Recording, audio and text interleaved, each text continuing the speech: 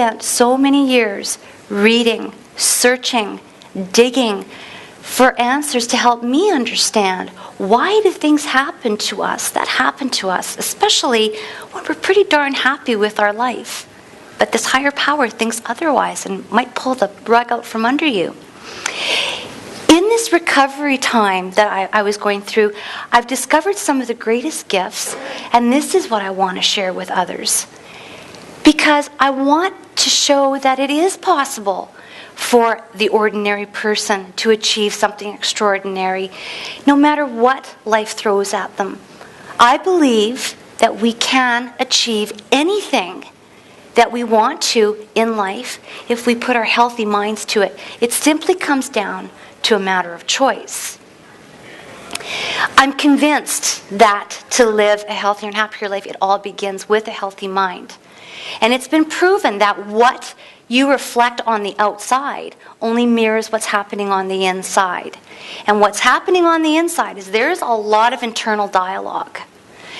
And I mean, we all talk to ourselves, right? I'm not the only one. Okay? Because I know that it's not those conversations that we're having out loud that I care about, or I think that you're goofy or anything. It's the word choices of that dialogue that we're having with ourselves that is so important. I see someone shaking their head. Are we using positive or negative words? Are we cheering ourselves up, or are we beating ourselves down? Because really, those conversations that we have with ourselves are really the most important conversations we will have on a daily basis with anybody.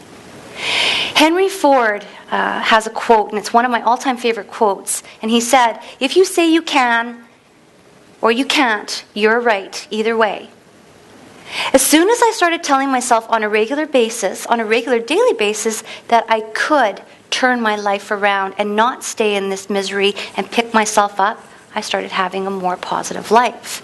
When I told myself on a regular daily basis, if I continue to live with positive thinking and positive thoughts, positive things will be attracted into my life. And positive things have been attracted into my life. I retrained my thoughts on a daily basis. It's like a workout. You have to work out your mind to keep yourself going and keep yourself cheering yourselves on to work. I wanted my mind to work with me instead of against me. It's like an athlete who's training to be the best at their sport. They work on their sport, absolutely, but they work on their mind just as much. The two go hand in hand. And quite frankly, if the mind is working with you, the physical part becomes kind of easy. Our thoughts become our reality. And they are so crucial that your thoughts are as positive as they can be. When you hear about any entrepreneur talk about success, the common thing that they say is that they just followed their passion and they just listened to their inner voice. They simply worked at what made their heart sing and listened to their inner voice. They had a dream and they went for it. So it sounds so simple, right? So then why is it that most people cannot achieve this kind of success? I believe that it's a number of factors that hold so many of us back from reaching our true potential. One, and it's a big one, guys, it's fear. We are afraid to go for our dream because it's viewed as being risky, or as I was told, stupid. Yet, I think if we want to taste the fruits in life, we have to go out on a limb to taste it every once in a while. The other is time. We don't have enough time in our busy days. We're so busy, keeping busy, blah, blah, blah. But you know what? You're absolutely right. But have you taken a look at what you are doing that's taking up time? Are we doing things just out of habit?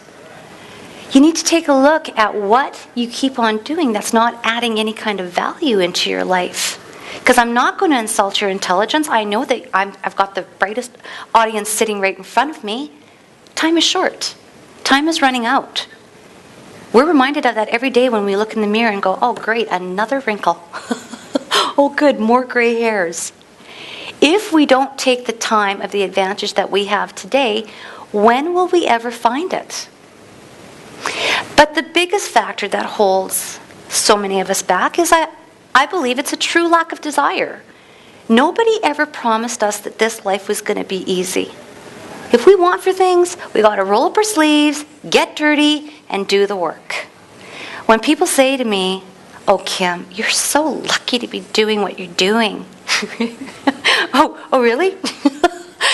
Luck has nothing to do with it. I think the harder you work, the luckier you get. I mean, we can dream all the dreams that we want, and I really think it's great to have dreams. But if we don't take the action to make those dreams come true, who do we have to blame if not ourselves? In March of 2006, I would find out in the strangest of ways what my dream would become. As part of my recovery and mourning and grieving process, I turned to journaling. Kind of strange because I had never even owned a diary as a little girl. But yet, those journals became my lifeline. They were my safety net. I could write anything and everything in them that I was feeling. So I was getting an urging again to listen to my inner voice that was saying something pretty erratic to me that I couldn't believe. It was saying, write your story. Share your story. This is the thing about that inner voice. How many of you have heard yourself say, I should have listened to my inner voice. I should have listened. I just got to a point that I would always surrender to that inner voice for all the gifts that it had given to me. So when it said, write your story, I just said, okay, I'll write my story. Had no idea where this was going. Not a clue. So one night, after work, I sat down in front of my computer, and I'm getting ready to type. Remember, I've never written an entire word in my life in terms of a story. As I did, something incredible took over.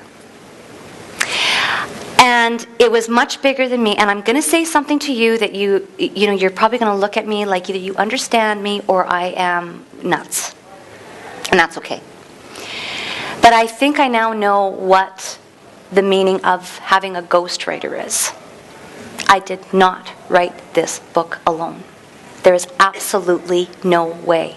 Because as the words were flying out of my fingers, I just sat there at the end of 12, 14 hours that I had no idea I had been typing that long, and looking at my screen in disbelief, in shock, in wonderment, going, what is going on here? How could someone who had no clue on how to write a book would actually have the chapters as they are in Tasting Rain Today come out exactly the way that I typed them out from that original manuscript?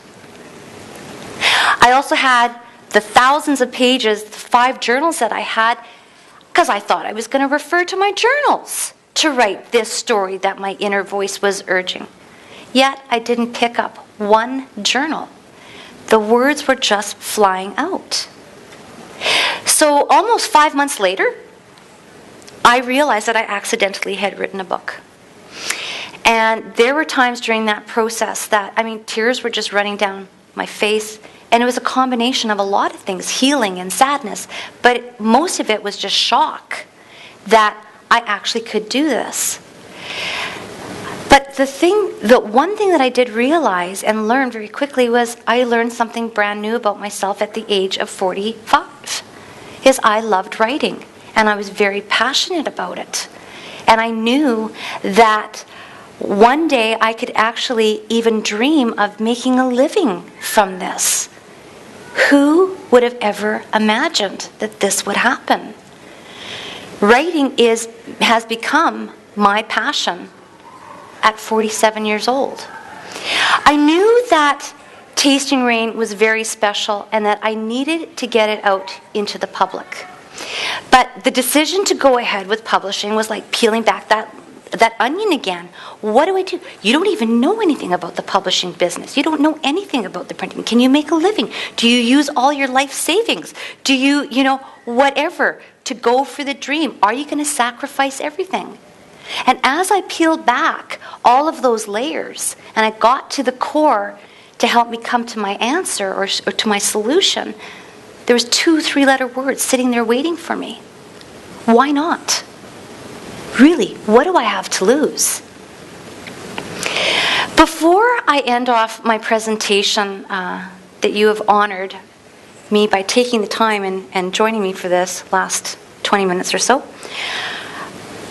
I want to say something to you that is really critical and the reason why I'm here and doing what I'm doing. Is you are capable of anything. And everything is possible. I was told that I was crazy to give up everything in pursuing this dream of writing Tasting Rain. I think that the wonderful thing about dreams is that my dream is my dream. Your dream is yours. You don't have to believe in mine, and I don't have to believe in yours.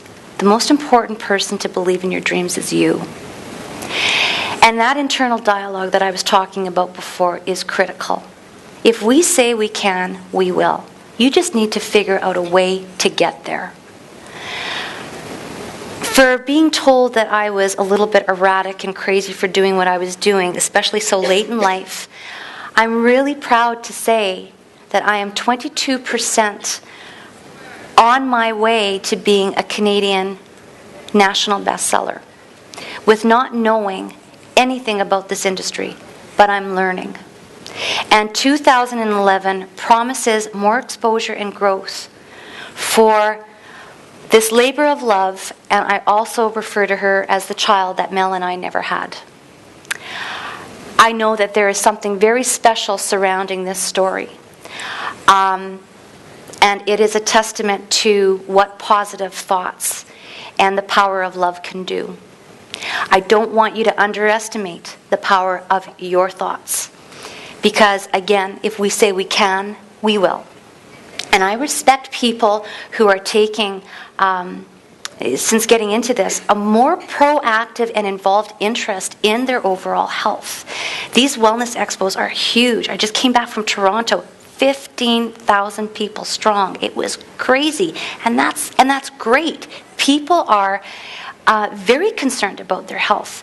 My desire and wish for everyone, and the reason I'm sharing my story with you, is I want you to be successful in all areas of your life, not just your health.